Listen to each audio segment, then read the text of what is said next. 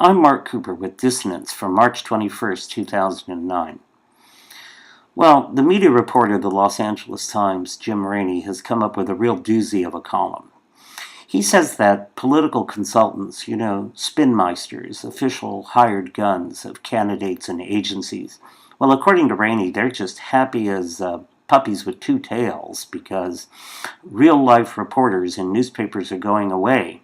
And now, according to Rainey, it's going to be easier than ever for these consultants to plant stories and to further their spin and their hype by manipulating those fuzzy-headed, muddled thinking species of humans known as bloggers.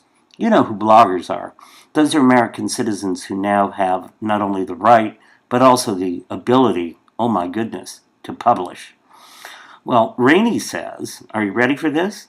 He says that real-life reporters are impartial, that they're like state troopers, traffic cops, who are ready to bust any of these political consultants who hang an illegal turn on this or that story. Well, I don't know what world Jim Rainey's living in, but anybody who's ever reported on politics, present company included, knows that there's no more incestuous relationship than that between political reporters and political consultants. They possibly just can't live without each other.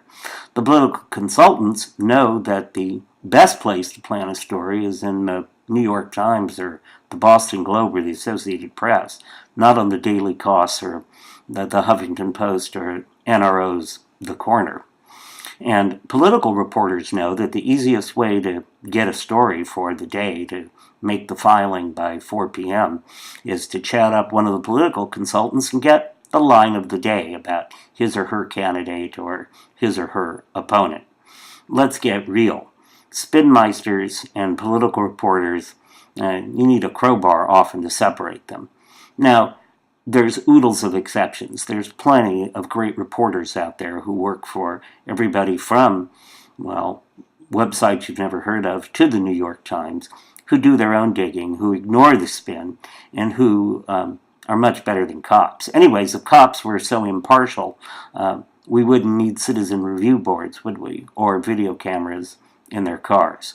But of course, in this last political campaign last year, we also saw that category of species so held in so much contempt by Rainey, bloggers and online reporters, they actually did a pretty good job, I'd say a great job, of making not only the campaigns, the candidates, but also the media a lot more accountable and a lot more transparent. Without them, we would not have had quite the exciting campaign that we had this last year. And it's only going to be better. We need more eyes, not fewer eyes, and not only reporters are the ones capable of keeping people honest. In fact, I find it kind of ironic that Rainey publishes his column on this, the 6th anniversary of the war in Iraq. Those reporter traffic cops didn't do very good in directing the traffic of public opinion in the run-up to this preposterous war. If I remember correctly, back in 2002, Judith Miller, well, she wasn't a blogger.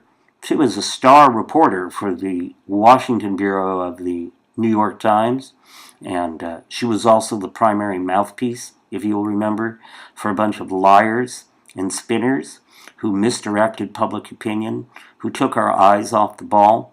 Now, there were some people who did know the truth and were willing to publish the truth about the lies that led to the war in Iraq, but they don't count.